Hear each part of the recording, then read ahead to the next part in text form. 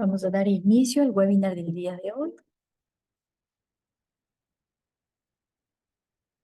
Vamos a esperar la señal de Facebook para poder dar inicio a este webinar del día de hoy.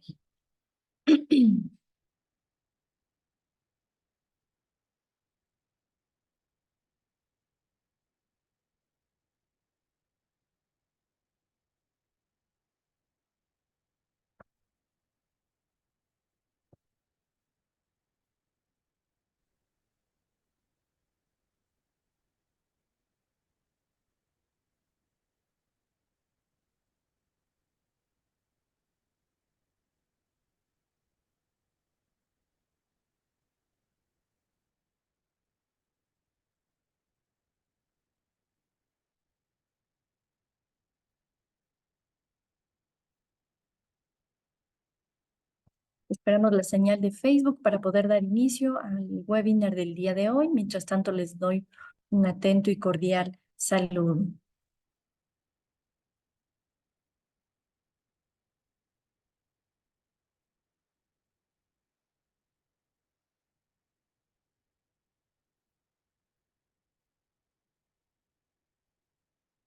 Muy buenos días. Reciban un atento y cordial saludo de quienes conformamos la sección nacional del Ecuador del Instituto Panamericano de Geografía e Historia. Nuevamente nos encontramos en este espacio virtual y en coordinación con la Comisión de Geofísica les presentamos el webinar Gravimetría en entornos volcánicos, monitoreo y exploración.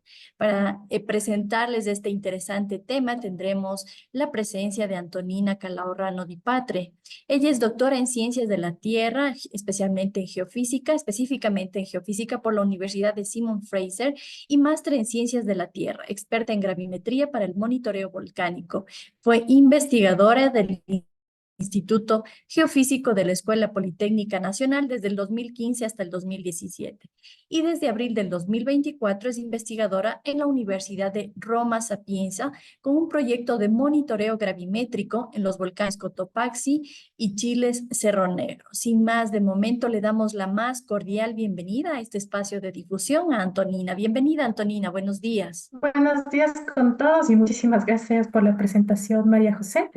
Es realmente un placer para mí estar por este medio compartiendo un poco de mi trabajo en monitoreo con gravimetría y sobre todo en mi trabajo que realicé durante mis estudios de doctorado que finalicé hace poco. Entonces, sin más, vamos a comenzar con esta charla. Y primero que nada, quisiera abordar, vamos desde el principio. ¿Qué es un gravímetro? Y es simplemente un instrumento que mide la aceleración gravitacional. ¿Y para qué necesitamos medir la gravedad? Y pues queremos detectar cambios de masa o densidad bajo la superficie terrestre. Nosotros sabemos que se puede tener una medida de gravedad estándar, que es 9,8 metros sobre segundos al cuadrado, pero en realidad la gravedad de la Tierra no es constante. Hay variaciones espaciales y puede haber inclusive variaciones temporales, por lo que nosotros queremos medir con mucha más precisión la gravedad. Y nosotros en realidad cuando hacemos monitoreo o hacemos estudios gravimétricos, utilizamos una unidad que se llaman los gales, los cuales un gal es 1 centímetro sobre segundo al cuadrado y en general medimos en unidades de miligales y microgales. Entonces medimos la gravedad de la Tierra con una precisión muchísimo mayor que la gravedad estándar a la que estamos acostumbrados.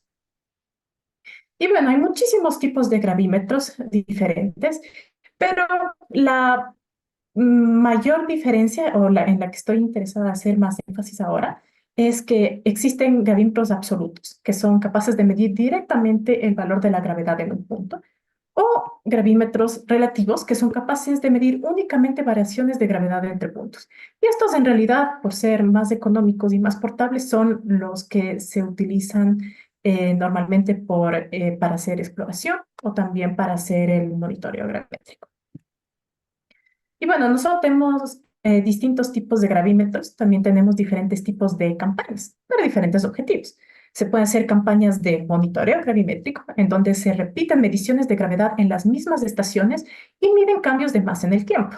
Para este tipo de campañas necesitamos un error máximo para toda la campaña de 20 microgallos. Mientras que se pueden hacer también campañas de buguer o de exploración, en donde se realizan medidas en una gran cantidad de estaciones en un área y se pueden medir cambios de densidad en el área de interés entre un punto y otro.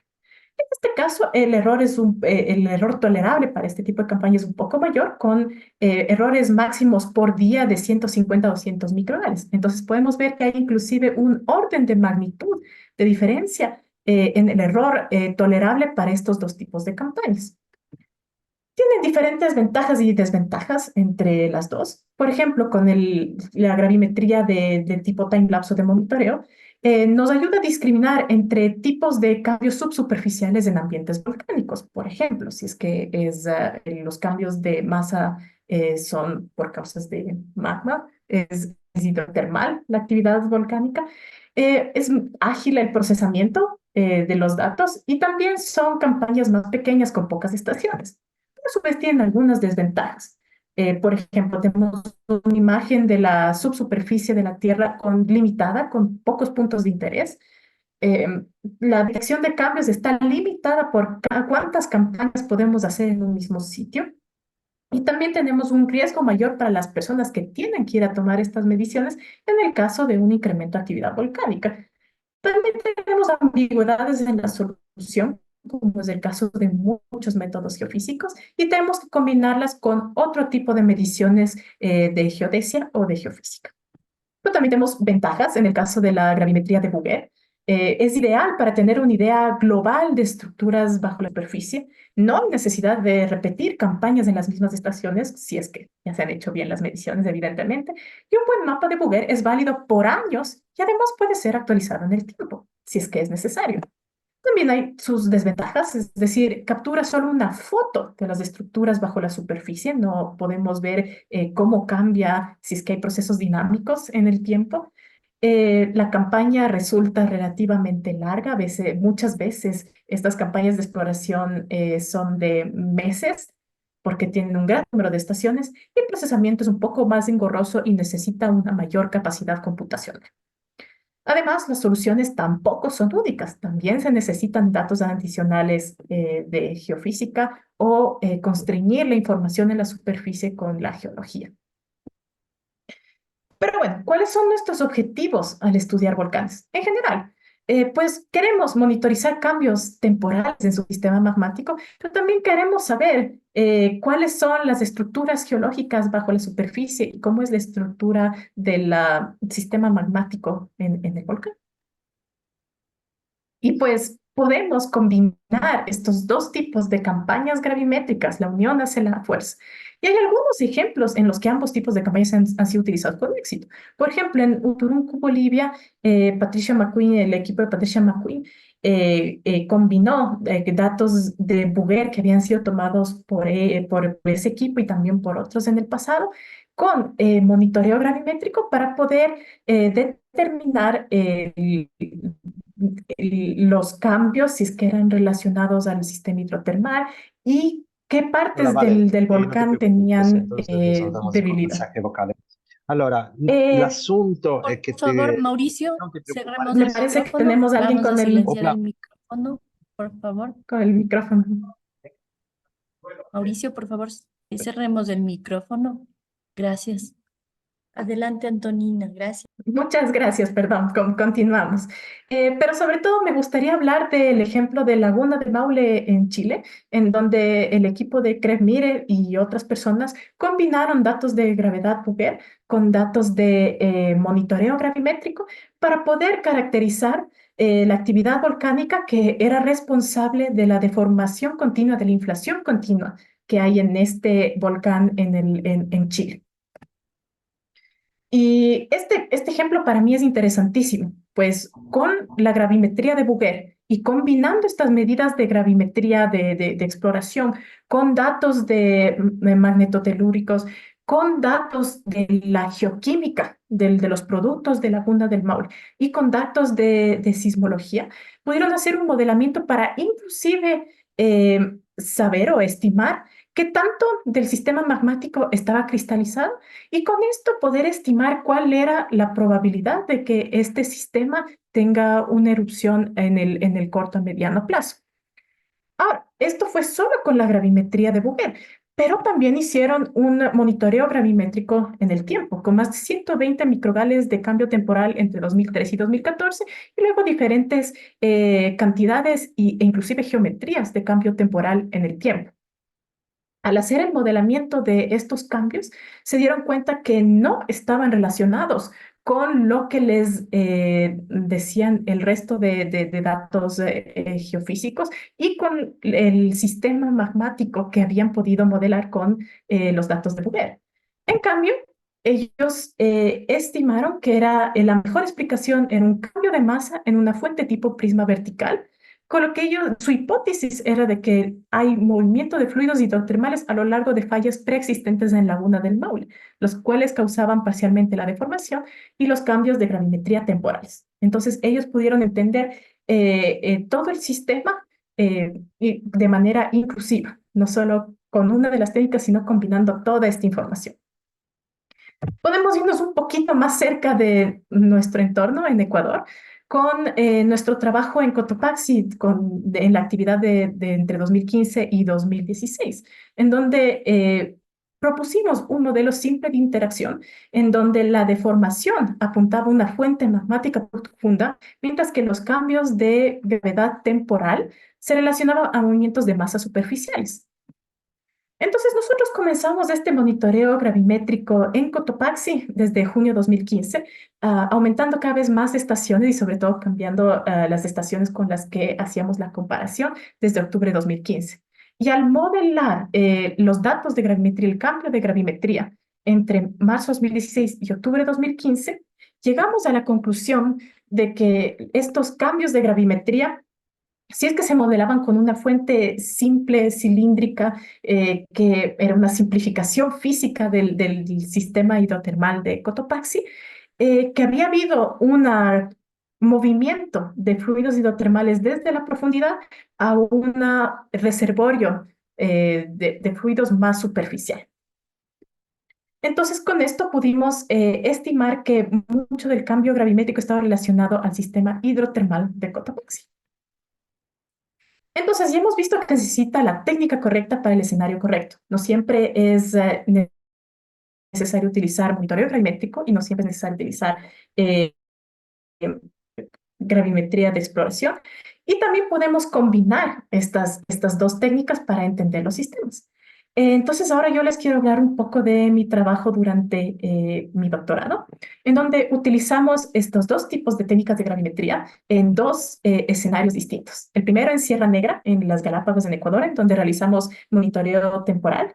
Y el segundo en la cordillera de Garibaldi, en Canadá, en donde realizamos mapeo gravimétrico de los sistemas volcánicos de esta cordillera. Entonces, comencemos con Sierra Negra, que para dar un poquito de contexto es un volcán escudo y es producto de volcanismo tipo hotspot. Y tiene años, está caracterizado por tener años de agitación volcánica antes de sus erupciones, que son caracterizadas por flujos y fuentes de lava desde fisuras en el flanco norte del volcán. Ahora, hay algunos desafíos cuando se intenta interpretar la gravedad para el monitoreo. No solo los cambios de masa por causa del volcán nos van a dar cambios de gravedad en la superficie. Si es que, por ejemplo, hay deformación del suelo, también va a haber un efecto que llamamos de aire libre relacionado simplemente a cuánto la posición de esa estación ha variado verticalmente en el tiempo. Va a haber efectos de gravimetría por cambios en el nivel freático en la tabla de aguas, si es que hay algún cambio ahí. Va a haber cambios que vamos a ver más adelante que van a ser por la deformación del suelo de gravimetría y va a haber un cambio residual que puede ser por una intrusión o por cambios en el sistema magmático. Y solo es esta contribución la que nosotros queremos modelar y analizar. Entonces hay una superposición de varias contribuciones. Y pues Sierra Negra es uno de los volcanes en donde este cambio por causa de la deformación es realmente muy importante. De hecho, si es que vemos esta línea de tiempo, esta señal azul aquí, desde 2007 hasta 2017, en el centro de la caldera de Sierra Negra, hubo una deformación de más de 5 metros antes de su erupción. Durante la erupción hubo una subsidencia del suelo, de nuevo en el centro de la caldera, de más de 8 metros, e inmediatamente después de la erupción comenzó de nuevo a deformarse. Tenemos una red de monitoreo gravimétrico en Sierra Negra y con las mediciones en el centro de la caldera vemos que también hubo un cambio de gravedad temporal, en donde hubo más de 600 microgales de incremento en la gravedad en el centro de la caldera entre 2007 y 2017, un decrecimiento en la gravedad por causa de la erupción y después de nuevo crecimiento en el centro de la caldera. Ahora, nosotros sabemos que en Sierra Negra hay un sistema de falla tipo trampilla, en donde hay una intrusión que causa que haya esta deformación. Eventualmente hay demasiado estrés en el ring de la caldera, hay alguna fractura, por los cambios de presión hay una erupción y después eso causa la subsidencia y el ciclo comienza de nuevo. ¿Pero qué quiere decir? ¿Que el problema está resuelto? En realidad, no. Necesitamos saber cuánto magma se recarga, si es que la fuente de formación y el cambio de masa son las mismas y cuál es el cambio de masa en la cámara magmática superficial. Entonces, esta es nuestra red de monitoreo gravimétrico en Sierra Negra.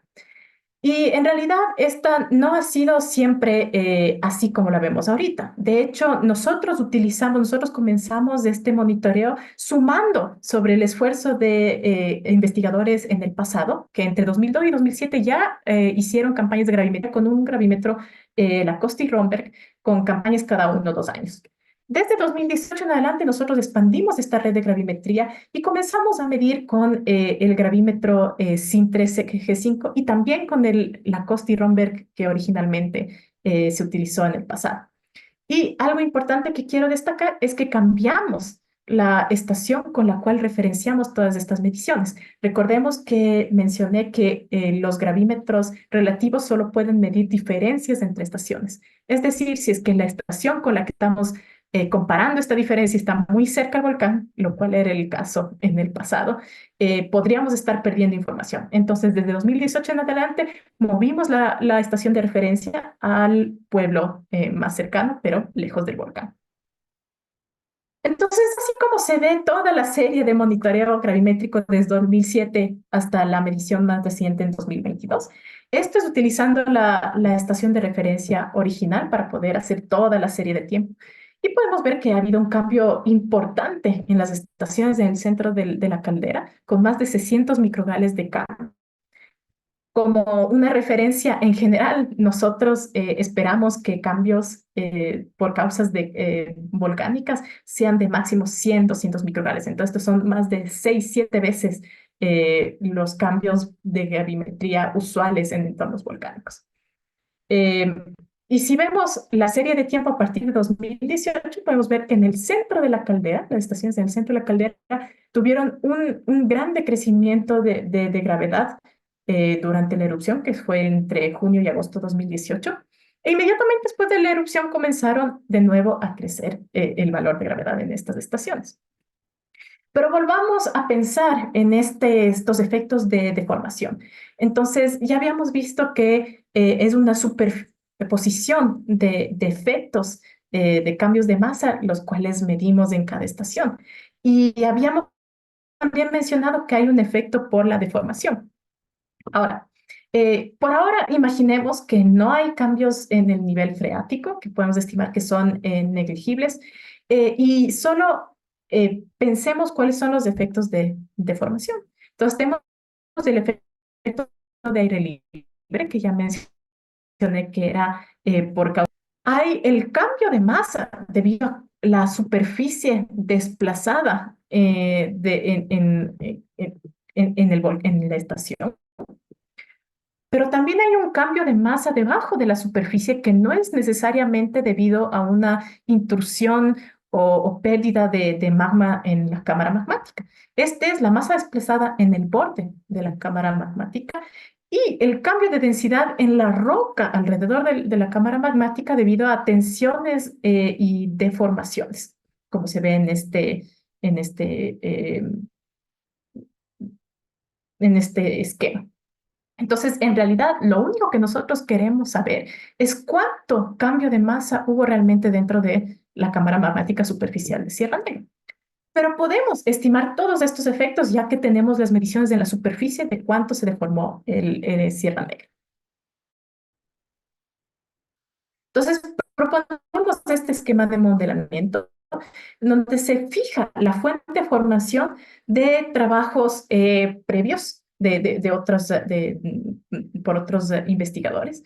Calculamos cualidades elipsoidales presurizadas y luego modelamos simplemente el cambio de gravedad residual al remover todos estos efectos de deformación.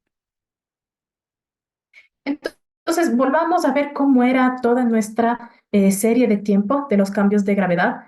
¿Y qué pasa una vez que removemos los efectos de deformación? El cambio verdadero residual que está relacionado a los cambios de masa dentro de la cámara magmática. Y la forma de los cambios es bastante distinta. Esto es con respecto a ese como referencia. Y si vemos esto es antes de remover los cambios de lejano, desde 2018 en adelante. Es decir, ahora el cambio dentro en las estaciones en el centro de la caldera ya no es tan fuerte. Es bastante cercano a lo que esperaríamos en cuestión de cambios de gravedad debido a recarga magmática en un sistema. Ahora podemos modelar estos cambios. Los vamos a dividir en 3 periodos distintos. Y podemos ver cuánto cambio de masa hubo dentro del sistema. Por ejemplo, entre febrero y septiembre de 2018, que es el periodo durante la erupción, podemos ver que hubo una pérdida de masa de menos 37 por 10 a la 10 kilogramos, que es bastante cercano a lo que se estima que fue la masa de los flujos de lava durante la erupción de 2018. Durante septiembre de 2018 y noviembre de 2019 hubo una recarga de 2 por 10 a la 10 kilogramos y durante 2019 a 2022 hubo un aumento de masa de 1 por 10 a la 10 kilogramos. Entonces, la tasa de recarga en el volcán disminuye con el tiempo, así como disminuye también la tasa de deformación. Lastimosamente, entre 2007 y 2018 no tenemos suficientes estaciones para hacer un modelamiento inverso, pero sí podemos estimar con lo que se llama forward modeling, poniendo algunas fuentes fijas y modificándolas manualmente para que haya una concordancia con nuestras mediciones, para estimar cuál fue el aumento total de masa, que en este caso es 66 por 10 a la 10 kilogramos. Entonces, hay un cambio de masa bastante complejo en Sierra Negra, con pérdidas y aumentos de masa en la cámara que no son en realidad de una fuente sencilla. Si podemos ver el fit de los modelos, sobre todo durante la erupción, no es perfecto. Entonces, tenemos que todavía trabajar para tener modelos que no son simples cilindros o elipsoides, sino algo que pueda tener una concordancia completa con los datos que tenemos. Hemos podido estimar cuál es la recarga luego de la erupción, con una tasa de 2 por 10 a la 10 kilogramos por año. Y sabemos que durante los 11 años entre la erupción de 2007 y la erupción de 2018 hubo 66 por 10 a la 10 kilogramos de recarga magmática, con 37 de esos 10 a la 10 kilogramos que se perdieron durante la más reciente erupción en 2018. Ahora, ¿podemos estimar una cota superior de recarga? Por ahora no, necesitamos más datos, más tiempo, pero podemos saber que con la tasa de recarga actual se recuperará más o menos la masa perdida en los siguientes 20 a 25 años. Entonces, listo, ya hemos utilizado el monitoreo gravimétrico para Sierra Negra. Ahora vamos a utilizar el mapeo gravimétrico para saber cuáles son las estructuras para estimar los cambios de densidad debajo de la cordillera de Garibaldi Volcanic Belt en Canadá. Y quisiera darles un poco de contexto sobre este escenario. La Garibaldi Volcanic Belt es una continuación de las High Cascades, que son un producto de la subducción de la placa Juan de Fuca debajo de la placa norteamericana. Y en la Garibaldi Volcanic Belt hay una colección de estratovolcanes que están ahora en reposo, algunos extintos, algunos activos, pero que no han tenido actividad reciente, con muchas características geotermales. Y también esta investigación se desarrolló en los territorios no concedidos de las naciones indígenas canadienses de Squamish y Lillooet. Entonces, yo quisiera por ahora enfocarme en la exploración de uno de los complejos volcánicos de la Garibaldi Volcanic Belt, que fue el caso de Mount Meager. ¿Y por qué quiero enfocarme en Mount Meager? Porque desde los años 60, 70 ha habido mucho interés en este complejo volcánico debido a un proyecto geotermal que inclusive ya comenzó a producir electricidad. Sin embargo, por diferentes problemas logísticos, nunca se ha logrado poner en marcha este proyecto ya de manera comercial. Parte de estos problemas logísticos es que en general Mount Meager y en general en toda la Garibaldi Volcanic Belt, la alteración hidrotermal causa que haya mucha probabilidad de deslaves y de cambios y de riesgos por causa de deslaves en estos complejos volcánicos.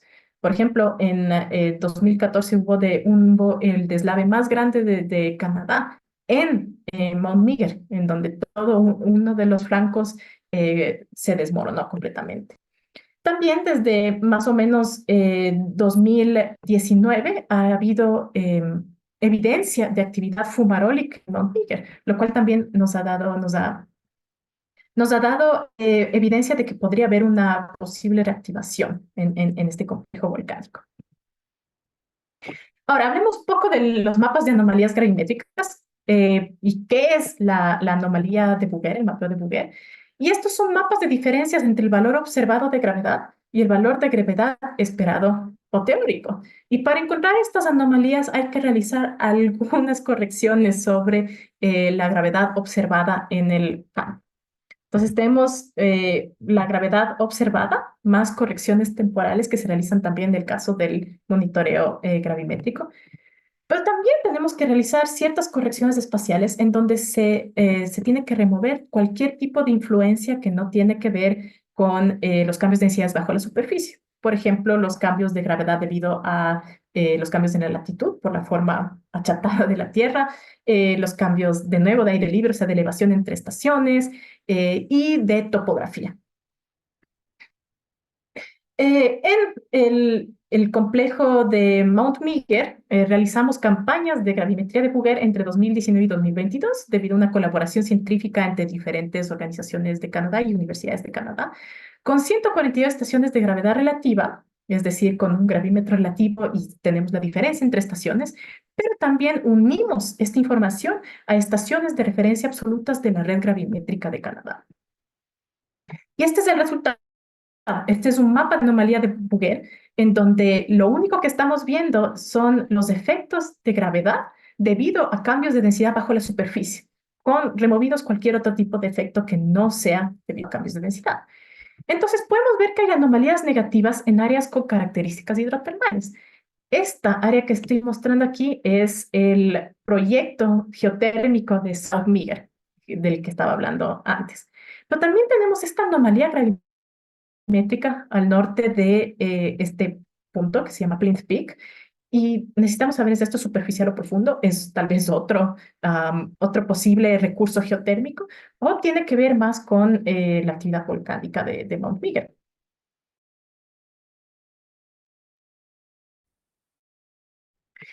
Y para esto vamos a hacer modelamiento inverso. También mencionar que este modelamiento inverso no ha sido construido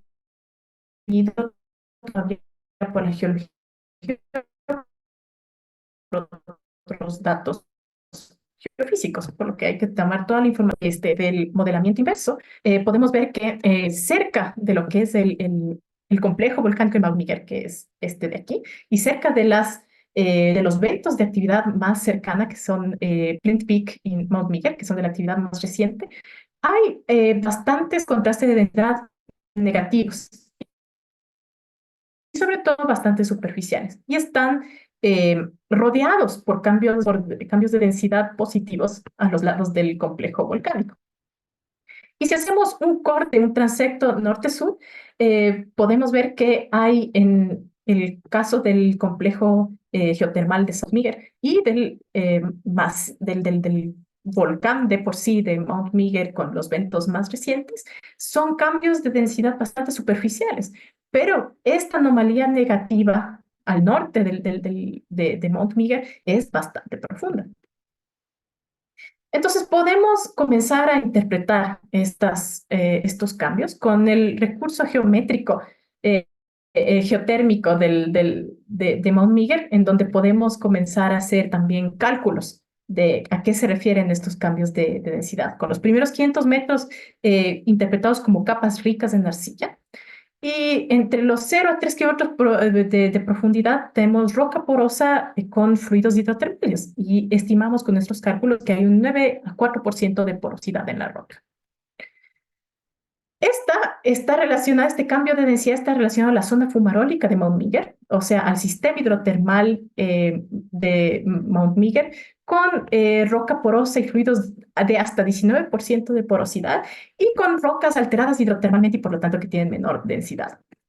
Ahora, esta anomalía es bastante misteriosa, ya que es demasiado profunda, por lo menos en su punto más profundo para ser puramente hidrotermal, o es un poco más dudoso esto, y es en realidad demasiado superficial para ser el sistema magmático profundo, que está estimado entre los 8 a 15 kilómetros de profundidad por otros métodos geofísicos.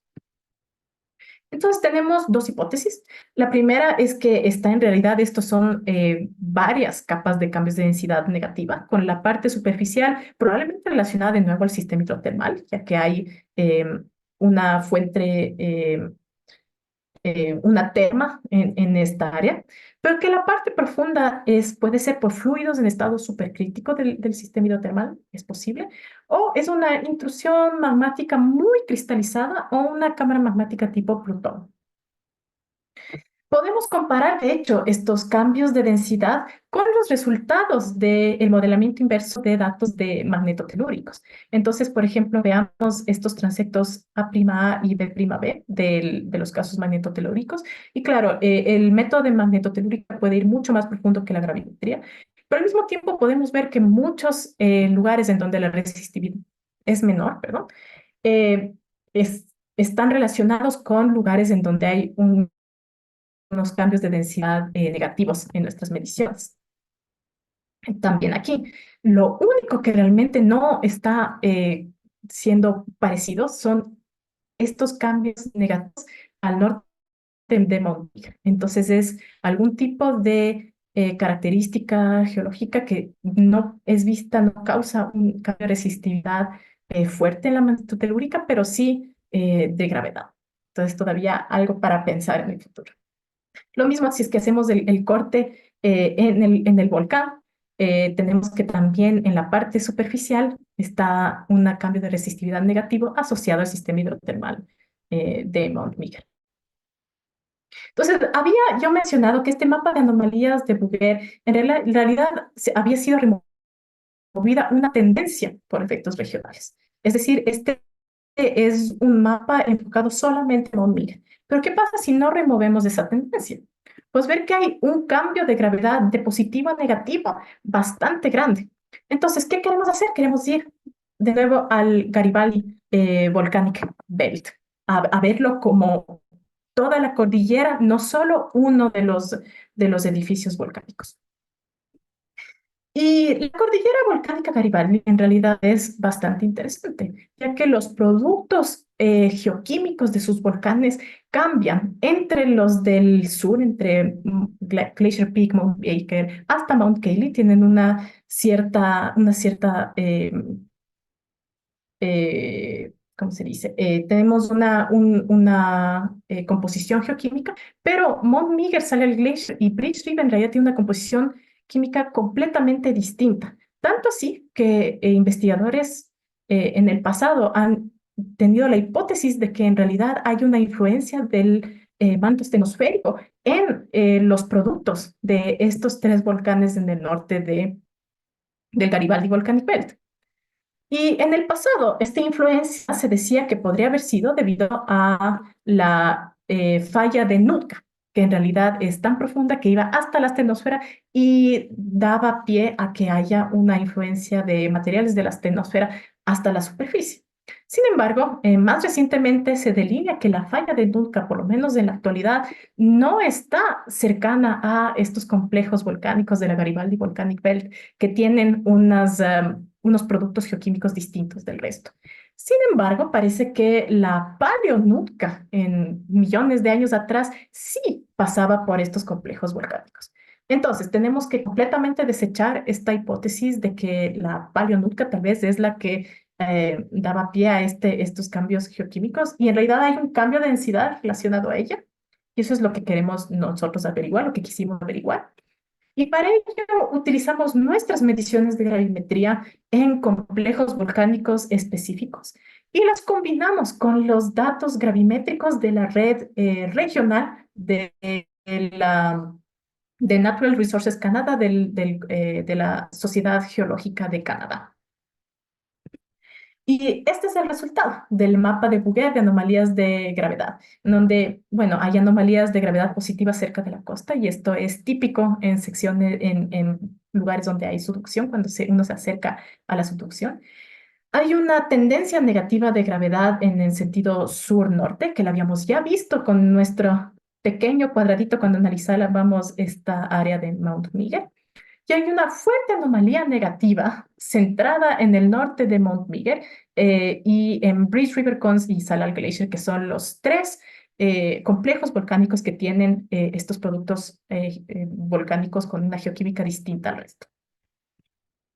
Podemos de nuevo hacer este modelamiento inverso de la gravedad de Bouguer y vemos que sí, hay una cierta cantidad de cambios de gravedad que son debidos a cambios de densidad relativamente superficiales, a alrededor de 1.300 metros bajo la superficie, pero sí hay una evidencia de cambios de densidad más profundos, como a 10 kilómetros bajo la superficie.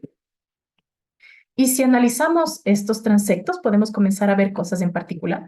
Por ejemplo, esta zona de aquí corresponde a lo que ya habíamos analizado de Mount Miguel. Podemos ver el sistema hidrotermal más superficial y nuestra anomalía misteriosa de la que hablábamos antes. Y también podemos ver que en esta zona aquí, en donde hay cambios de densidad positivos, están relacionados a este complejo volcánico, que es el complejo volcánico de Mount Cayley, en el cual también realizamos algunas mediciones con mayor resolución. Y podemos ver que en Mount Cayley hay una densidad positiva muy cerca de la superficie, pero también hay rasgos de densidad negativa a mayor profundidad. ¿Y por qué estoy hablando de este en particular? Porque Mount Cayley es otro lugar en donde hay la posibilidad de que se realicen estudios geotérmicos, de donde haya un recurso geotérmico utilizable. Entonces podemos ver que por lo menos nos da una idea de en dónde hay lugares con menor densidad y al unir estos datos con otros datos geofísicos y al tener más mediciones, podríamos hacer un mapeo más certero de en dónde están y qué tan grandes son los recursos geotérmicos en Mount Cayley. Si volvemos a los transectos de la Garibaldi Volcanic Belt y específicamente a los transectos alrededor de sus cambios negativos al norte de la Garibaldi Volcanic Belt, podemos ver que hay una densidad negativa superficial, bastante superficial, y está probablemente relacionada a Mount Meager, a todo lo que habíamos hablado en el pasado. Pero también hay una densidad negativa en profundidad, y esto es probablemente un rasgo más regional y relacionado a la cordillera como tal. Ahora, si es que la hipótesis, el modelo de contribución astenosférica es correcto, podría ser que esta densidad negativa, esta densidad reducida, sea debido a la expansión térmica o a contribuciones de productos de la astenosfera. Pero podría haber una explicación más probable. Si es que analizamos los productos volcánicos más recientes, cuaternarios de la Garibaldi Volcanic Belt en rojo, pero también vemos los productos, los plutones de la actividad volcánica del pasado, de la Pemberton Belt, que están en amarillo. Puedes ver que los productos del pasado, justo en la parte norte, coinciden bastante bien con en nuestro cambio gravimétrico negativo en Priest River con Zizaral Glacier. ¿Es esto suficiente para decir, claro, por supuesto, nuestro cambio negativo es por estos plutones de la actividad volcánica de antes de la Garibaldi Volcanic Belt?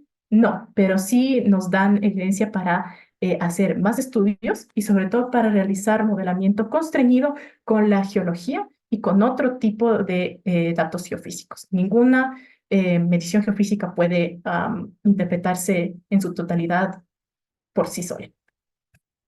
Entonces, algunas conclusiones claves sobre la Garibaldi Volcanic Belt, en donde hemos visto cambios de gravedad importantes en el norte, con una anomalía de Bouguer de menos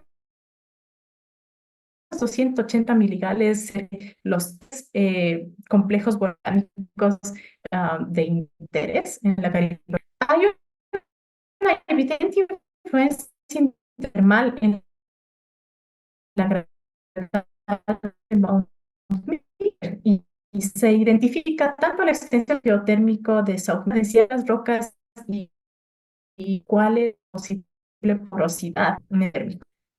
Es tener una influencia estenosférica en la Garibaldi Volcanic Belt podría ser en realidad hipótesis más probables que tienen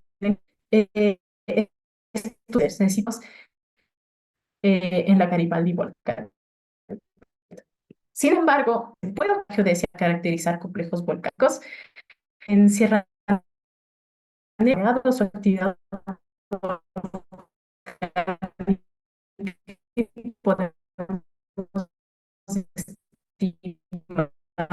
estimar la recarga de material entre erupciones, así como cuando la erupción tenemos presencia con los difus volcánicos. Estas visiones que andará a lo largo. Y, y de cualquier manera, sectores que sean más idóneos por ello, por actividades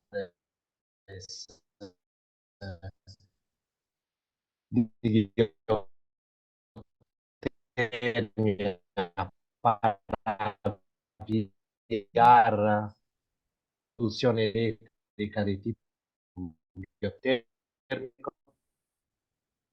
estoy enterada de que el EC en el pasado estaba realizando mediciones geofísicas en el También me Ecuador. parece de ellos. Sí, trabaja muchísimo de Matilde Urquizo, también estaba encargada de la coordinación de estos proyectos. Y de hecho nosotros parece para realizar de gravimetría en Chachimbiro, en Urcuquí. Y me parece que ahí también ya estaban comenzando a hacer hasta perforaciones para ver cómo si es que era posible utilizar ese recurso geotérmico. Ahora, el problema es que, claro, es más, hay diferentes etapas, ¿no? Hay una etapa de exploración geofísica en la que Selegui estaba bastante avanzado, tanto en Chachimbiro como me parece que en la caldera de Chalupas, al sur de Cotopaxi.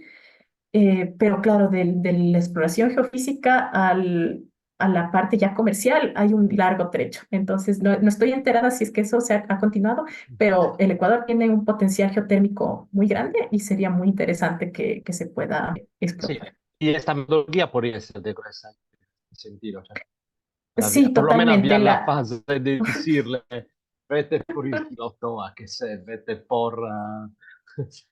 Cioè, questo c'è. Vai, quindi. Otra pregunta, porque la cosa que me llamó la atención es esto de ver un poquito tamaño y la forma del cuerpo que crean la deformación. In volcanes como, digamos, los volcanes que últimamente, en los últimos 10 años, han dado señal de tener dolor de barriga, que es tipo el callambre, cosas así. ¿Han pensado de revisar, monitorearlos con gravimetría? Cioè, allo stato actual, ¿cuáles son los volcanes, digamos, un poquito más necróticos que están monitoreados por gravimetría? Sí, en ese sentido tenemos que tener, siempre hay que hacer el análisis de costo-beneficio, ¿no?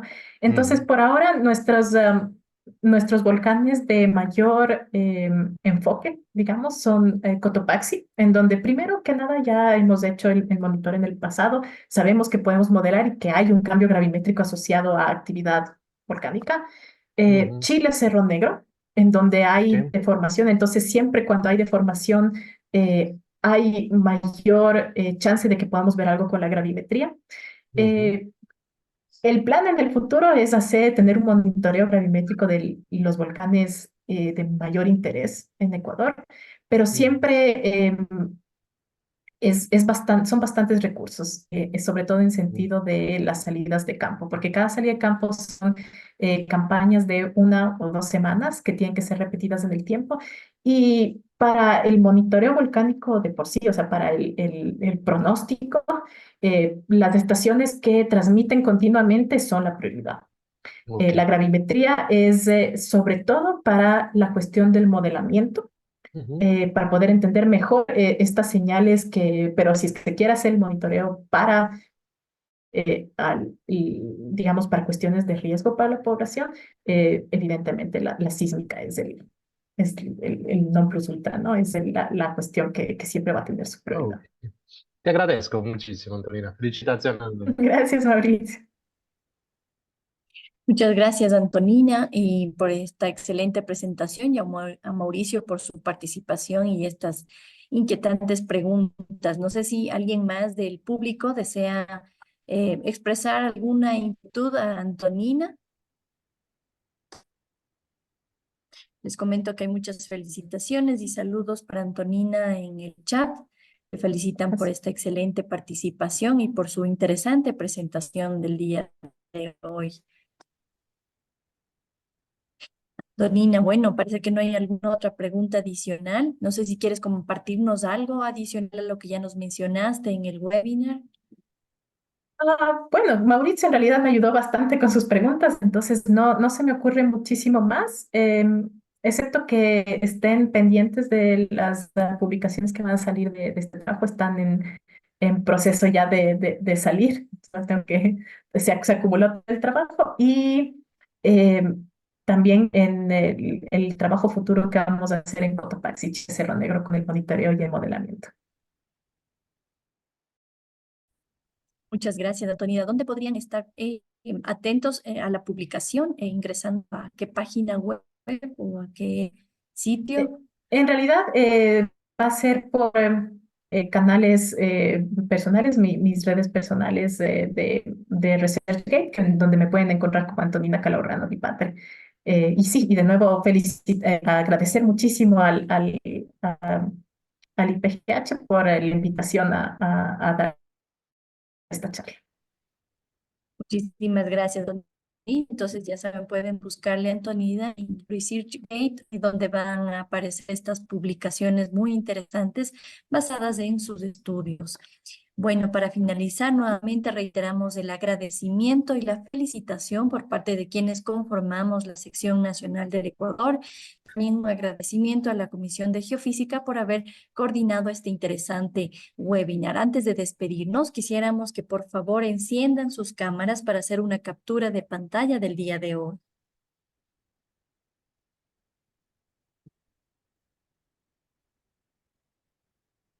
No sé si quizás podemos quitar la presentación, por favor, Antonina, Sí, perfecto. para poder hacer la captura de pantalla. Sí, por favor, gracias. Listo.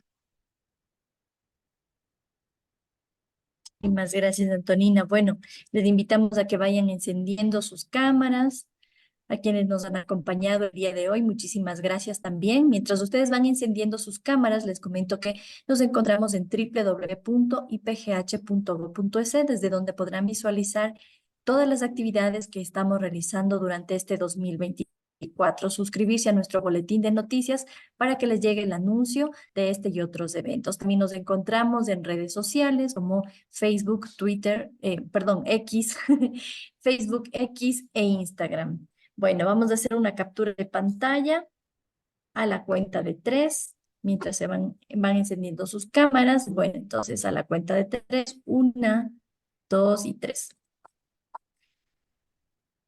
Sé que ya está.